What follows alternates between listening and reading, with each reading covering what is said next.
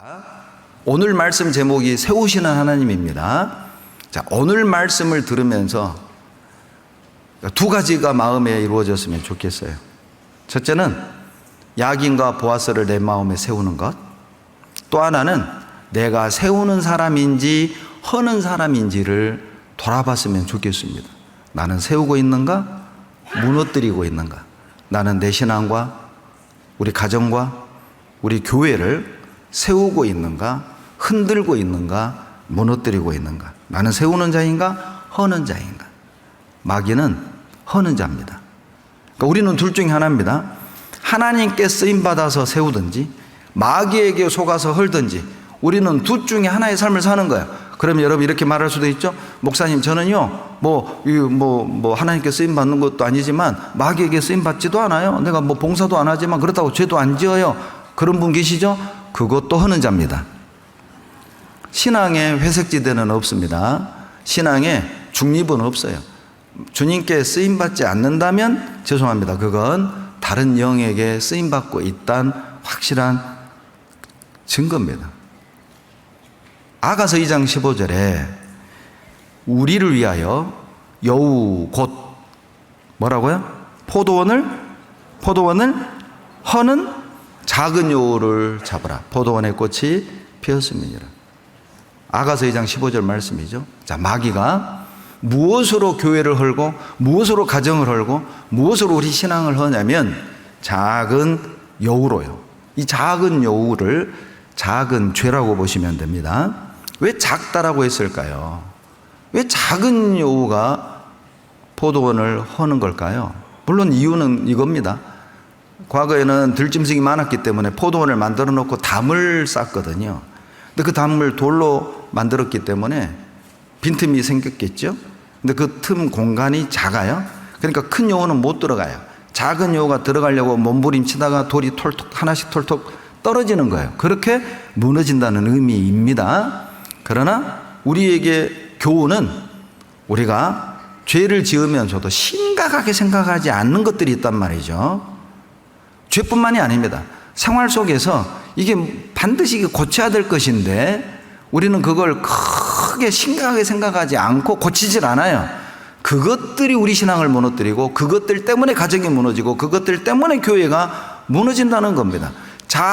큰 산에 넘어지는 사람 없잖아요. 여러분 무등산에 걸려 넘어지는 사람 봤어요? 큰 산에 걸려져 넘어지는 게 아니에요. 길가에 있는 작은 돌멩이, 작은 돌뿌리에 걸려 넘어지잖아요. 죄를 작게 여기기 때문에 무너진다는 뜻이죠.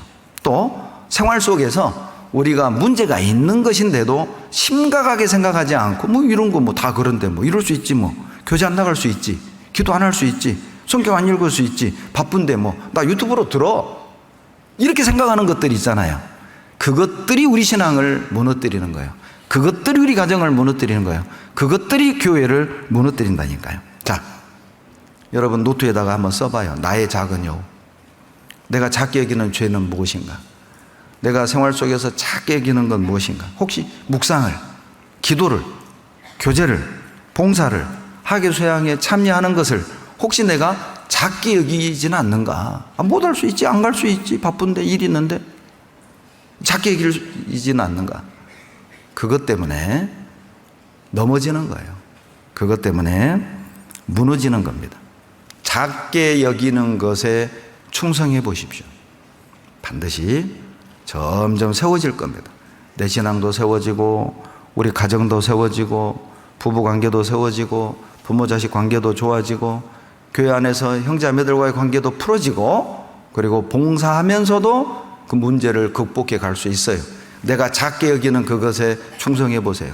기도를 작게 여긴다면 매일 기도하셔야 됩니다. 묵상을 작게 여기고 있다면 매일 묵상을 해야 한다니까요. 소식지 보니까 읽기표대로 읽으면 구약 1번, 1년에 신약 3번 읽는다고 돼 있더라고요. 저희 교회는 그냥 저희 교회에서 자체적으로 읽기표를 만들어서 1년에 성경 2독, 6개월 만에 성경 1독, 또 하반기에 성경 1독, 이렇게 해서 올해 이제 시도하고 있습니다. 읽으셔야 됩니다. 내가 성경 읽는 걸 작게 여긴다. 읽으셔야 됩니다. 거기에 충성하셔야 됩니다. 또 하나, 마귀가 어떻게 가정을, 내 신앙을, 교회를 하냐면 이 감정 싸움으로 합니다. 알고 계셔야 됩니다. 잠언 25장 28절 찾습니다. 잠언 25장 28절 같이 읽습니다. 자기의 마음을 제어하지 아니하는 자는 성읍이 무너지고 성벽이 없는 것 같으니라. 자, 어떤 사람이 성읍을 무너뜨리고 성벽을 무너뜨립니까? 마음을 제어하지 않는 사람. 이것이 다른 번역에 이렇게 되어 있습니다. 자기 성질 하나 제대로 다스리지 못하는 사람은 성읍이 무너집니다. 성벽이 무너집니다. 우리식으로 말하면 욱 하는 사람 있잖아요. 그러죠? 쉽게 분을 내는 사람, 쉽게 욱 하는 사람, 그 사람은 개인 신앙도 무너지고 가정도 무너지고 교회도 무너뜨립니다. 분을 낼 때 마귀가 틈을 타는 거예요. 에베소서 4장 26절로 27절에 분을 내어도 죄를 짓지 말고 해가 지도록 분을 품지 말며 마귀로 틈을 타지 못하게 하라. 자, 분을 내서 틈탄다고 하지 않았죠? 분을 품고 있을 때 마귀가 틈탄다고 한 거예요. 그러니까 하나님도 알아요. 우리가 욱할 것도 아시고 구원받은 사람이 화낼 것도 아시고 열받을 것도 아셔요. 그럴 수 있다. 하나님도 이 정도는 이해해 주셔요. 그래, 그럴 수 있다. 화낼 수 있다. 분낼 수 있다. 서운할 수 있다. 싸울 수 있다. 그런데 품는 건 죄다. 품지 마라. 왜요?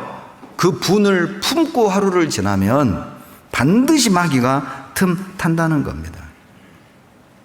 성경을 묵상해야 되는데 열받은 걸 계속 묵상해요.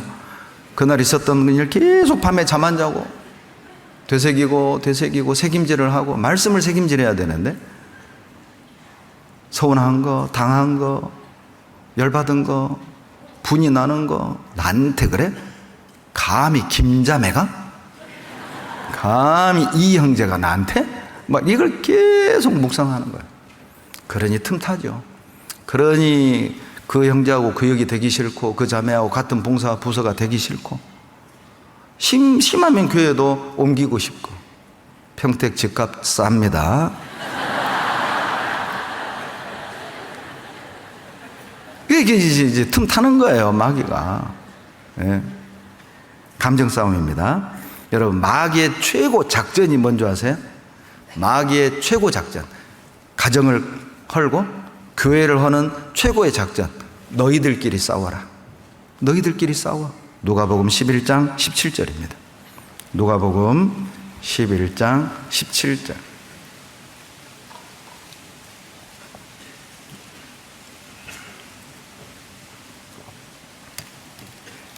다 같이 읽겠습니다. 예수께서 저희 생각을 아시고 이르시되 스스로 분쟁하는 나라마다 황폐하여지며 스스로 분쟁하는 집은 무너지느니라. 스스로 분쟁하는 집은 여러분 무너집니다. 자, 외부의 공격보다, 원수들의 공격보다 더 위험한 것은 형제들끼리, 가족들끼리 싸우는 거예요. 그러면 무너집니다. 외부의 공격보다 내부의 분열이 훨씬 위험하다. 마귀의 작전이죠. 너희들끼리 싸워. 그러면 하나님의 뜻도 무너지고 하나님의 계획도 무너지고, 자, 부부가 서로 싸우면 자, 그 자식들 신앙도 무너지고 양가의 구원받아야 될 가족도 구원 못 받고 무너지고 놀라운 작전을 만들어냈어요. 너희들끼리 싸워라. 자, 오늘 교회 오시면서 혹시 갈등하고 다투고 오셨다면 속으신 겁니다. 마귀에게 속으신 겁니다.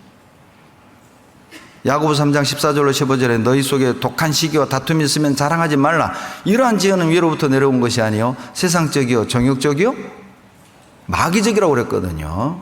위로부터 내려온 지혜는 첫째 성결이에요. 그리고 평화로워요. 하나님이 주신 생각은, 마음은 깨끗하고 평화롭고 화목하고, 하나님은 갈등과 시기 질투를 조장하지 않습니다. 그걸로 인해 갈등과 다툼이 있다면 우리는 속은 겁니다. 또 하나, 마귀가 교회를, 가정을, 우리의 신앙을 무너뜨리는 놀라운 방법 중에 하나가 말입니다. 말. 이 말 한마디로 완전히 무너뜨리는 거예요. 잠언 11장 11절에 성읍은 정읍한 자의 축원을 인하여 진흥하고 악한 자의 입을 인하여 무너지느니라. 악한 자의 입을 인하여 이 성읍이 무너진다. 마을이 무너진다. 가정이 무너진다. 교회가 무너진다. 우리 개인의 신앙이 무너진다. 말 한마디로 천냥비 갚는단 말이죠. 말 한마디로 세울 수도 있고요. 말 한마디로 잡아뜨릴 수도 있습니다. 말 한마디로 살릴 수도 있고요. 말 한마디로 죽일 수도 있다니까요. 신혼여행 가서 신랑이 신부에게 고백을 했답니다. 여보, 실은 나 눈 한쪽 시력이 없어요. 나 한쪽이 실명했어요. 미안해요. 그랬더니 이 신부가 화를 내면서 하는 말이, 어떻게 거짓말을 하냐고. 결혼 전에 이 얘기를 했어야지. 어떻게 속이고 결혼을 하냐고. 이거 사기 결혼이다. 그러니까 이 신랑이요, 아니다. 나 결혼 전에 당신한테 고백했다. 언제 했냐고. 내가 편지 쓰지 않았냐. 당신을 보는 순간 한눈에 반했다고. 한눈에 내가 반했다고 하지 않았냐. 난 고백했다.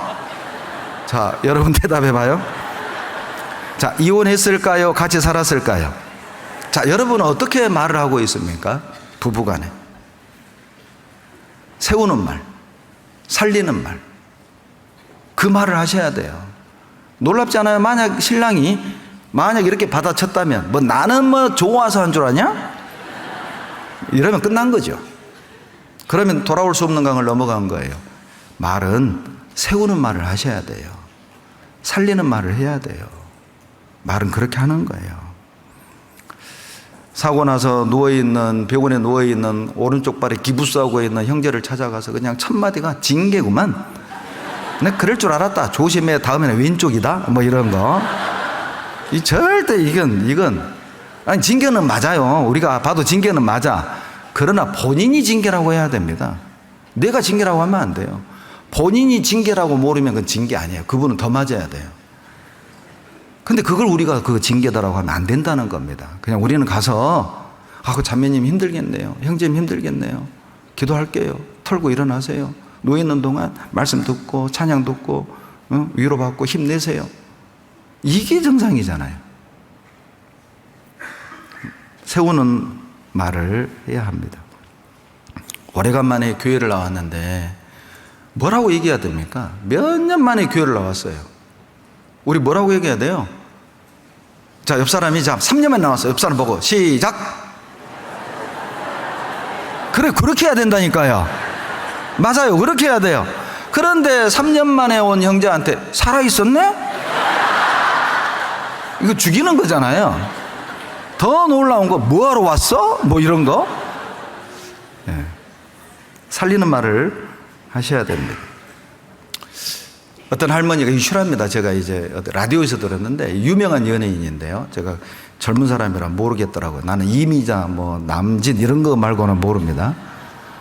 근데 유명한 연예인인데 정말 그 할머니 할아버지가 진짜 게으른 분이셨더라고요. 이 손자가 늦잠 자잖아요. 여러분은 손자나 여러분 자식이 늦잠 자면 어떻게 깨우세요? 형기야, 해 떴다. 학교 갈 시간이야. 보통 우린 이러잖아요. 광주는 이 할머니가요, 화가 나죠. 왜 안 나겠어요? 젊은 애가 그냥 늘어지게 중천에 해가 떴는데도 누워있으니 그 꼴을 보기 쉽겠어요? 그런데 이 할머니가 얼마나 지혜롭냐면, 손자가 늦잠 자고 있잖아요. 그러면 꼭 걸레를 들고 와서 손자 방을 청소를 한대요. 그래서 청소하면서 이렇게 암송을 한대. 암송을. 잠언 6장을 암송을 한대요. 게으른 자여, 내가 어느 때까지 눕겠느냐? 내 곰핍이 강도같이 오며 내 곰핍이 군사같이 이르리라. 그래도 안 깨어나. 그럼 벽에다 탁 던지고 또 암송한데, 게으른 자여, 개미에게로 가서 그 지혜를 배우라. 안 일어날 수가 없대요. 그리고 지금 그 아이는 유명한 연예인이 됐어요. 그 할머니가 그 아이를 세운 거죠. 세운 거잖아요. 말 한마디로. 예. 세우는 말을 하십시오. 그러니까 우리가 조금만 생각하면, 조금만 달라지면 우리 모두가 웃을 수 있는데, 우리 모두가 행복해질 수 있는데, 우리 모두가 세워질 수 있는데, 우리는 자살 폭탄 테러범 같아. 말로 터트려. 너 죽고 나 죽자. 잘 됐다 이참에 너 죽고 나 죽자. 늦잠 자? 너 뭐 되려고 그래? 네가 그러도 공부를 해? 완전 테러범입니다. 다 죽이는 거죠. 세우는 말. 마귀는요, 게으름으로 무너뜨립니다. 잠언 24장입니다. 잠언 24장 30절로 31절. 같이 읽겠습니다. 내가 정왕의 게으른 자의 밭과 지혜 없는 자의 포도원을 지나며 본즉 가시덤불이 퍼졌으며 거친 풀이 지면에 덮였고 돌담이 무너졌기로. 자, 누구의 밭에 돌담이 무너졌다고요? 게으른 자입니다. 게으름으로 우리의 신앙을, 게으름으로 우리의 가정을, 게으름으로 우리 교회를 무너뜨린다니까요. 게으름은 조용한 죽음입니다. 그렇게 보셔야 돼요. 게으른 건 죽어가고 있다는 거예요. 오죽하면 마귀도 안 쓰는 사람이 있다고 그러죠? 마귀도 안 쓰는 사람이 누구예요? 게으른 사람이야. 아마 세상에서 제일 비참하고 불쌍한 사람이 게으른 사람일 것 같아요. 마귀도 안 쓰니까. 마귀한테까지 버림받았어요. 무시당하고. 쓸모가 없다는 뜻이잖아요. 여러분, 게으르면 무너집니다. 전도서 10장 18절에 보면 게으른 즉 썩가래가 퇴락하고 썩가래가 무너진다고 그랬거든요. 썩가래가 무너진다. 여러분, 썩가래는 지붕을 지탱하는 구조물이잖아요. 이게 썩어버리면요, 지붕은 내려앉는 겁니다. 그 속에 있는 사람은요, 죽는 거죠. 그러니 전도서 10장 18절에 게으른 즉 썩가래가 썩어버린다는 이 말은 게으르면 중요한 걸 잃는다는 뜻이에요. 게으르면 신앙의 생명력을 잃어버려요. 게으르면 기도하는 마음을 잃어요. 게으르면 성경 보고 싶은 마음 잃어버려요. 게으르면 봉사하고 싶은 마음을 잃어버려요. 게으르면 하계 수양회를 가고 싶은 마음을 잃어버려요. 죽여요. 죽이는 거라고. 게으른 건 그래서 조용한 소리 없는 죽음이라고 말하는 겁니다. 여러분, 게으른 사람이요, 평생 볼 수 없는 영화가 있습니다. 게으른 사람이 평생 볼 수 없는 영화, 부귀영화입니다. 그렇게 생각하시네? 게으른 사람은 평생 부귀영화를 볼 수 없습니다. 또 하나, 여러분, 마귀가요, 교회를 헐고 가정을 허는 방법이 뭐냐면 이간질, 흠집내기입니다. 이간질, 흠집내기. 느헤미야 한번 봐보세요. 느헤미야 6장 5절로 6절입니다. 느헤미야 6장 5절로 6절. 구약 734페이지입니다. 같이 읽겠습니다.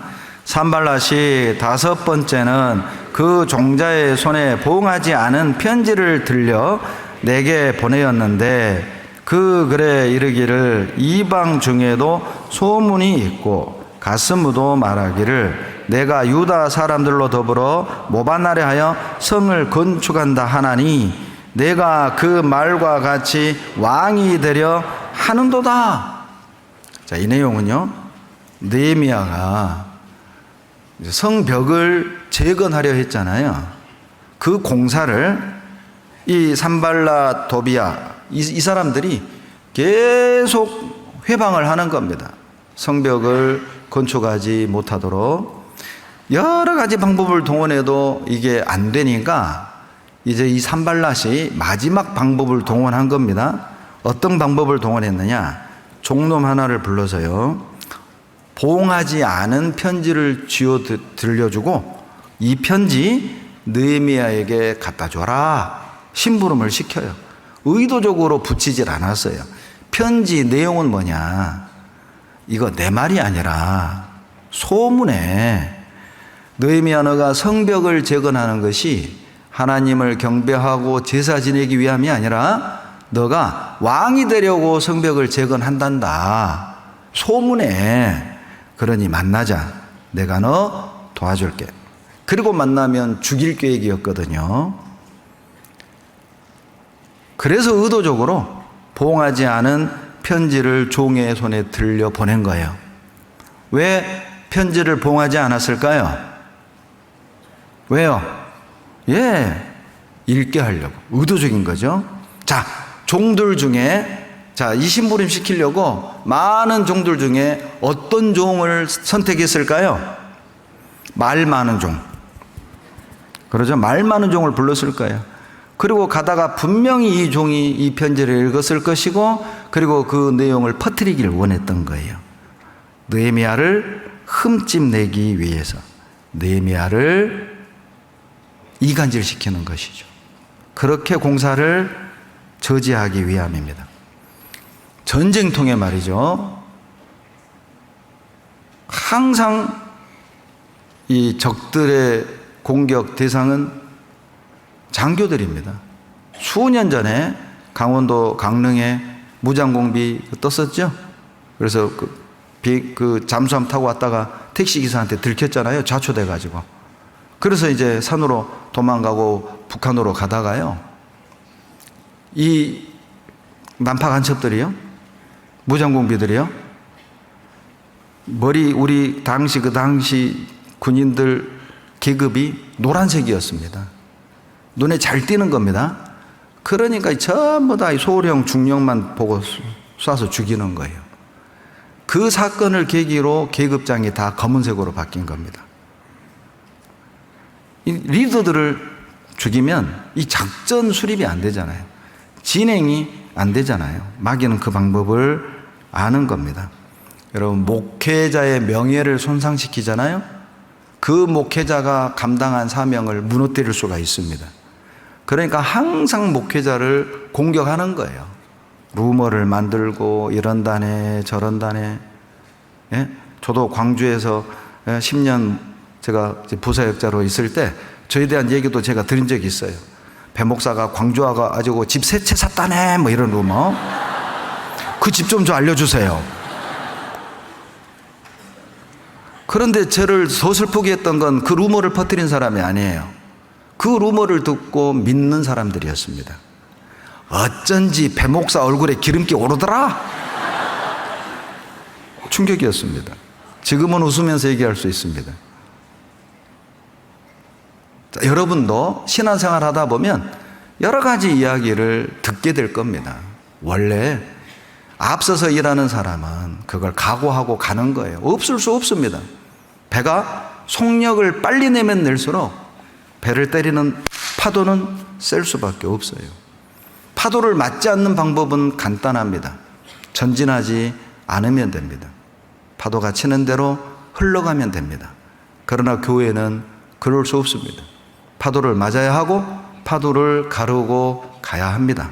그러나 우리는 알고 계셔야 돼요. 모함에 빠져들기 쉬운 일꾼들, 앞서서 일하는 사람들을 우리가 보호해줘야 합니다. 우리가 보호하고 우리가 믿어주지 않으면 그들은 교회를 끌고 앞으로 나갈 수 없습니다. 로마서 14장을 찾습니다. 로마서 14장 20절. 로마서 14장 20절에 보면 다 같이 읽겠습니다. 식물을 인하여 하나님의 사업을 무너지게 말라. 만물이 다 정하되 거리낌으로 먹는 사람에게는 악하니라. 자, 무엇을 먹고 안 먹고의 이런 문제로 형제자매들의 신앙을 무너지게 마라. 하나님의 사업을 무너지게 마라. 하나님의 사업이 뭐예요? 영혼을 살리는 거잖아요. 구원하는 일이잖아요. 이 사업을 먹고 안 먹고의 문제로 무너지게 한다면 그 책임이 얼마나 크겠습니까? 이 말은 작은 일 때문에 중요한 일이 무너지지 않게 하라는 겁니다. 내 작은 그 자존심, 나의 작은 그 체면, 나의 그 작은 어떤 그런 감정, 그것 때문에 욱해서 그것 때문에 반감을 가지고 하나님의 사업이 무너지게, 교회가 무너지게, 구역이 무너지게, 교회가 가정이 무너지게 하지 말라는 겁니다. 빈대를 잡기 위해 초가상간을 태우는 어리석은 사람 없잖아요. 교각 사루란 말이 있죠. 삐뚤어진 소뿔을 바로잡아 주려고 소를 죽이는 거예요. 그것이 교각 사루입니다. 별거 아닌 것 좀 삐뚤어지면 어때요? 보기 싫을 뿐이잖아요. 내버려두면 어때요? 그걸 꼭 내가 바로잡아 주려고 그래. 그걸 꼭 지적을 해야 돼. 그걸 꼭 들춰야 돼. 그걸 꼭 말해야 돼요. 누구를 위함입니까? 교각 사루. 별거 아닌 것 때문에 가정이 무너지고 구역이 무너지고 교회가 무너지고 복음이 회방을 받고 별거 아닌 것 때문에 나는 보호자입니까? 공격자입니까? 나는 동역자입니까? 동업자입니까? 교회를 비판하고 형제자매를 비판하는 것은 사업을 무너뜨리는 거예요. 그래서 로마서 14장 1절에 비판하지 말라로 시작하는 겁니다. 4절에 남의 아인을 판단하는 너희는 누구냐? 형제자매를 판단하고 비난하고 교회를 판단하고 비난하는 것은 여러분 20절에 하나님의 사업 무너지게 하는 거라니까요. 시편 101편 5절입니다. 시편 101편 5절. 101편 5절 다 같이 읽겠습니다. 그 이웃을 극히 허는 자를 내가 멸할 것이요 눈이 높고 마음이 교만한 자를 내가 용납지 아니하리로다. 이웃을 극히 허는 자, 이게 다른 번역에 보면 뒤에서 자기 이웃을 헐뜯는 자, 뒤에서 이간질하는 자, 반드시 하나님이 멸절하리라. 안다는 거죠. 누가 안 보는 곳에서 헐뜯고 누가 안 보는 곳에서 중상모략을 하고 누가 안 보는 곳에서 이간질하는지를 하나님이 안다는 겁니다. 반드시 심판하겠다.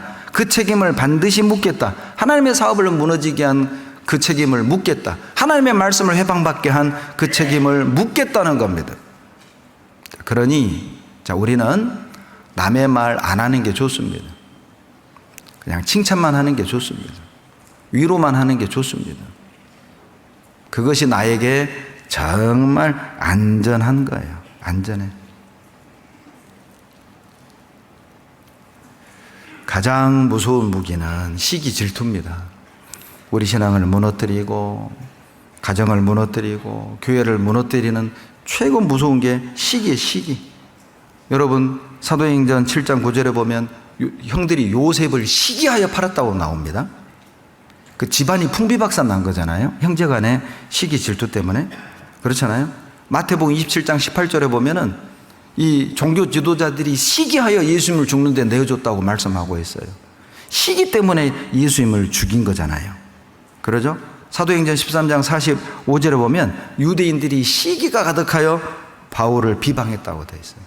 시기 질투 때문에 말씀을 회방하고 일꾼들을 대적하는 시기 질투로 무너뜨리는 겁니다. 여러분, 하나님이요 지금도 교회를 세우기 위해 이 교회가요 어떻게 잘못 기울어졌는지, 우리 신앙이 세상으로 기울어졌는지, 올바로 딱 세워져 있는지 지금도 달아보고 계십니다. 아모스 봐보세요. 아모스 7장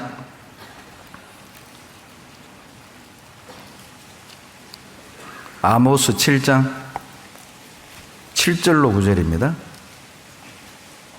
구약 1281페이지입니다.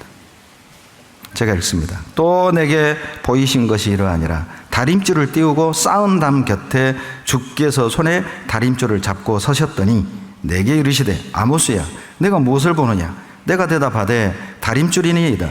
주께서 가라사대 내가 다림줄을 내 백성 이스라엘 가운데 베풀고 다시는 용서치 아니하리니. 다 같이 읽죠. 이삭의 산당들이 황폐되며 이스라엘의 성소를 회파할 것이라. 내가 일어나 칼로 여호와의 집을 치리라 하시니라. 여러분, 다림줄은요, 이거 있잖아요, 무거운 추 해가지고 이렇게 딱 띄우는 거. 이 담 세울 때, 건물 세울 때요, 이 기울기를 보는 겁니다. 이게 기울었으면 무너뜨리고 다시 세우는 거거든요. 하나님이 다림줄을 띄워서 이스라엘 백성을 처음에는 세웠대요. 반듯하게 세웠다는 거죠. 그런데 시간이 지나면서 이 이스라엘이요, 점점 기우는 거예요. 세상으로 기울고 우상으로 기우는 겁니다. 하나님이 딱 다림줄을 띄워봤더니 기울어져 있는 게 드러난 거죠. 하나님이 무너뜨리겠다. 하나님이 심판하겠다는 겁니다. 자, 우리가 처음 구원받을 때 하나님을 향한 우리의 마음과 열심은 뜨거웠잖아요. 그런데 10년 지나고 20년 지나고 어때요? 내 마음은 여전히 주님을 향해 서 있습니까? 아니면 먹고 사는 문제로, 여가 생활로, 노후 문제로, 자존심 때문에, 숨은 죄로, 쾌락으로 기울어 있진 않습니까?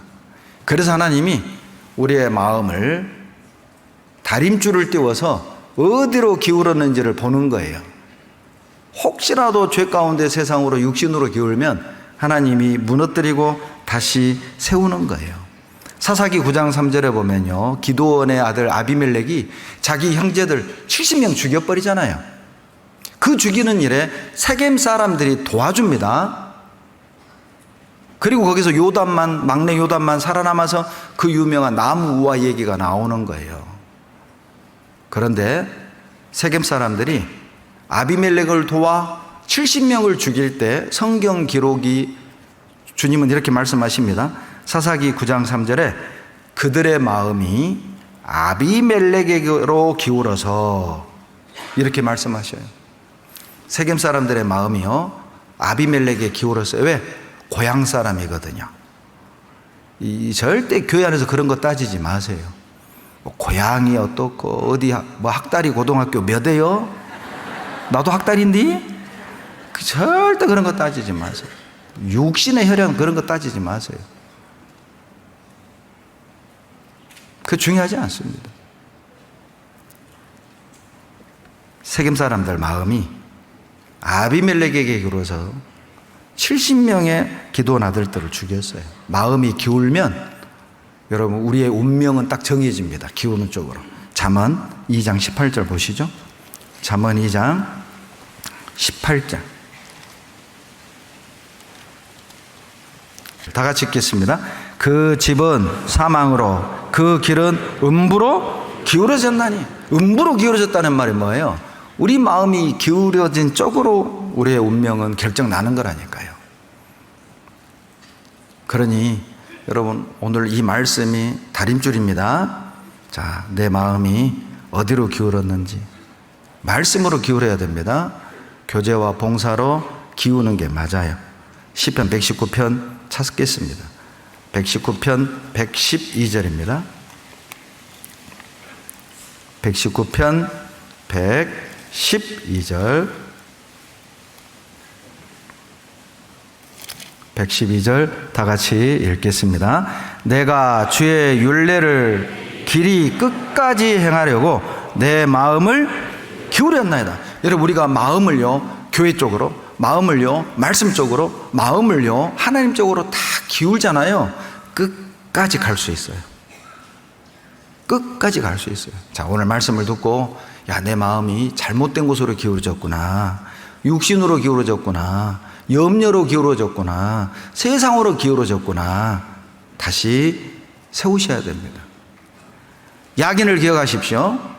하나님이 세우십니다. 비록 내가 흔들리고 기울어져 있지만 그래도 하나님은 나를 다시 세워줄 거예요. 걱정 말아요. 보아스를 기억하십시오. 그분은 세우는 능력이 있습니다. 기울어진 나, 기울어진 우리 가족, 무너져가는 우리 가정, 여러 가지 어려움이 있는 우리 교회라 할지라도 여러분, 하나님께로 돌아가면 됩니다. 주님께로 돌아가면 됩니다. 왜냐하면 그분만이 다시 세우는 능력이 있다니까요. 끝난 게 아니에요. 돌아오세요. 주님께로 돌아오세요. 그분만 세우는 능력 있습니다. 잠언 14장 1절 보고 마치겠습니다. 잠언 14장 1절. 잠언 14장 1절.